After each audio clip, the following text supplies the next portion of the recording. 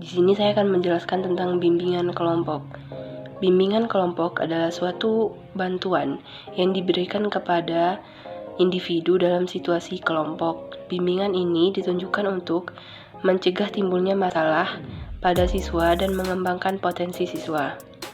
Kegiatan ini dapat dipimpin oleh seseorang guru atau konselor. Pelaksanaannya menggunakan berbagai media instruksional dan menerapkan konsep-konsep dinamika kelompok dengan tujuan memotivasi siswa dan mengembangkan interaksi kelompok. Di sini saya akan menjelaskan apa itu ITP. Jadi menurut beberapa ahli diantaranya, yaitu menurut Sunario, ITP adalah instrumen yang digunakan untuk memahami tingkat perkembangan individu. Penyusunan ITP terutama dimasukkan untuk kegiatan bimbingan dan konseling di sekolah. Namun dapat juga digunakan untuk mengetahui tingkat perkembangan anak-anak pada pemuda pada umumnya.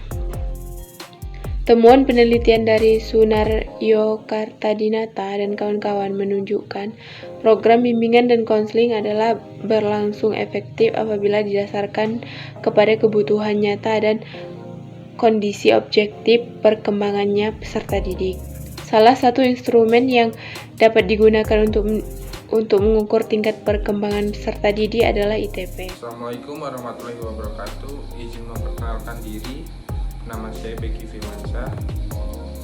Saya kelas C. Jadi di sini saya akan menjelaskan materi tentang ATP atau aplikasi tugas perkembangan. ATP dikembangkan untuk kebutuhan bimbingan konseling. Program ATP dibuat untuk membantu dalam mengolah ITP atau inventory tugas perkembangan.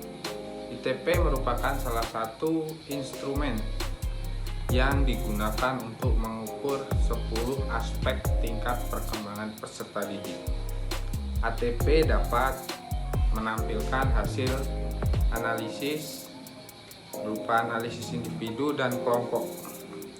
Hasil pengolahan skor ditampilkan dalam bentuk grafik yang kemudian harus dianalisis kembali oleh guru BK.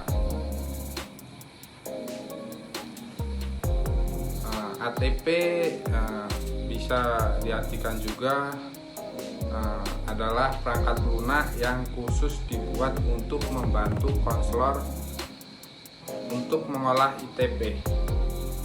Dengan ATP, identifikasi masalah siswa dapat dilakukan dengan mudah, cepat, dan menyenangkan. Terima kasih. Halo semuanya, saya Devi Fatmala dari kelompok 2 akan menjelaskan mengenai alat ungkap masalah atau AUM.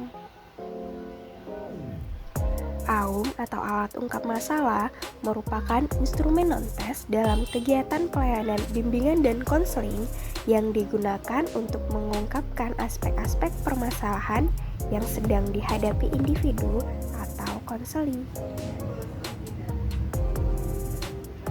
Menurut Gantina, manfaat penggunaan AUM adalah guru BK lebih mengenal peserta didiknya yang membutuhkan bantuan segera. Guru BK memiliki peta masalah individu maupun kelompok. Hasil AUM dapat digunakan sebagai landasan penetapan layanan BK yang sesuai dengan kondisi dan kebutuhan peserta didik. Dan yang terakhir, peserta didik dapat memahami apakah dirinya memerlukan bantuan atau tidak.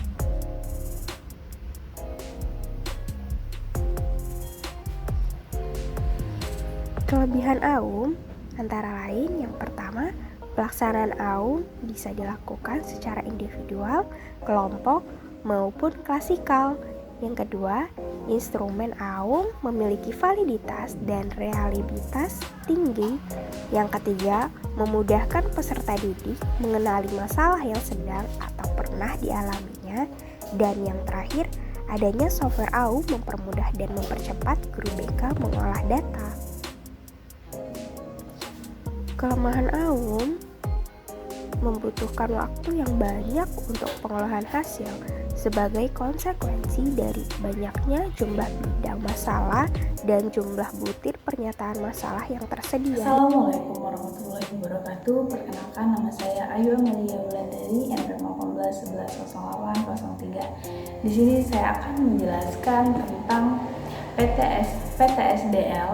Untuk PTSDL adalah untuk mengungkapkan masalah-masalah siswa dan mahasiswa secara menyeluruh. Telah dikembangkan dua jenis alat, yaitu satu alat untuk mengungkapkan masalah umum dan dua alat untuk mengungkapkan masalah khusus yang ada kaitannya dengan upaya dan penyelenggaraan kegiatan belajar.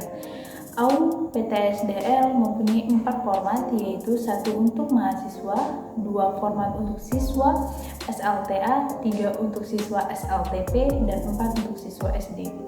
Maka AUM PTSDL memuat berbagai pernyataan masalah yang mungkin dialami oleh siswa, yang kesemuanya itu dikelompokkan menjadi 5, yaitu 1 persyaratan penguasaan materi pembelajaran, 2 keterampilan belajar, 3 sarana belajar, dan 4 diri pribadi, 5 lingkungan belajar, dan sosio-emosional.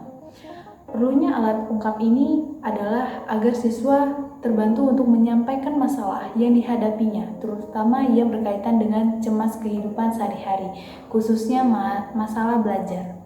Jika permasalahan yang dihadapi hanya disimpan dalam hati dan tidak mau terbuka, akan berdampak buruk pada diri siswa itu sendiri, seperti kehidupan sehari-hari menjadi tidak efektif, suntuk, dan tidak semangat dalam menjalani kehidupannya. Melalui AUM PTSDL akan diperoleh informasi mengenai mutu kegiatan belajar dan masalah belajar yang dialami siswa untuk masing-masing bidang PTSDL. Mutu kegiatan belajar akan diperoleh melalui kunci K1 dan K2, sedangkan mengenai masalah belajar akan diperoleh melalui kunci KM.